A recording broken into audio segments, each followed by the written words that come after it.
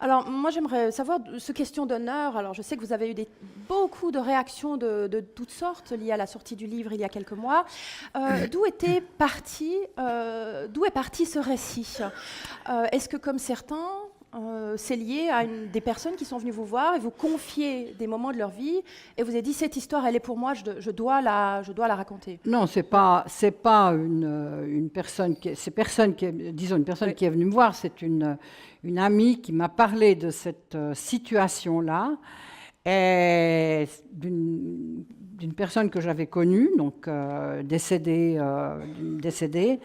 Et puis ce qui m'a intéressée dans cette histoire, c'est d'une part le fait que ça se développe, que ça se passe dans le creux de l'hiver, dans le silence d'une nuit et puis de janvier enfin par une nuit vraiment très froide, janvier ou février 47, mais en même temps, quelle est la situation dans le pays à ce moment?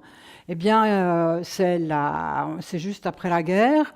On a très très peur de la guerre froide. C'est la guerre froide, mais on a peur de la présence de Staline dans nos vignes.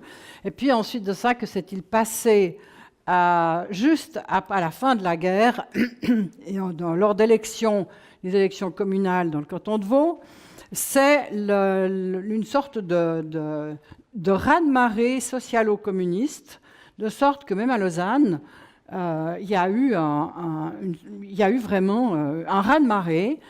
Mais dans les bourgades, on a eu peur de ça. Il y avait le fameux docteur, très célèbre docteur Armand Forel, qui était à Nyon. Il y avait André Muret ici à Lausanne. Il y en avait d'autres. Et vraiment, ça a été, c'était dans les bourgades, on se dit, ça y est, Staline est là. Et on se serrait, il fallait pas, le moindre écart, la société était très bridée et le moindre écart aurait été considéré comme quelque chose d'effroyable. Donc, on a une fille qui a été violée, mais à ce moment-là, une femme qui se faisait violer, c'était de sa faute. Alors moi, on m'a formaté pour ça, hein, donc une fille qui ne le veut pas, eh ben, rien ne peut lui arriver. C'était les certitudes de l'époque. Donc, une femme violée, c'était sa faute.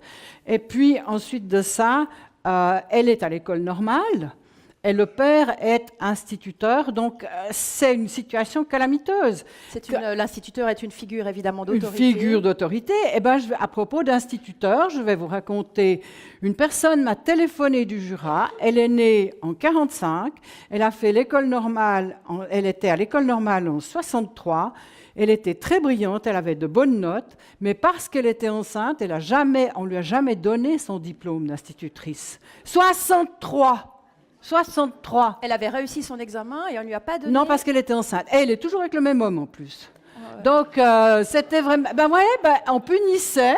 On avait une société qui se croyait autorisée de punir enfin, il y avait ceux qui décidaient, ceux qui savaient ce qui était bien, et puis les autres qui devaient obéir. Mais c'était surtout dans des bourgades que ça se passait. Je pense quand même que du côté de Lausanne, il y avait, ou même dans des villes moyennes, comme Nyon, peut-être Montreux, Vevey, il y aurait eu des faiseuses d'anges, ou bien il y aurait eu des médecins qui auraient pu pratiquer. Mais là, l'instituteur, d'autant plus ça se voit, c'est trop tard quand ça vient au jour. Donc il n'y a plus d'autre moyen que de procéder à une sorte d'accouchement clandestin, et puis voilà.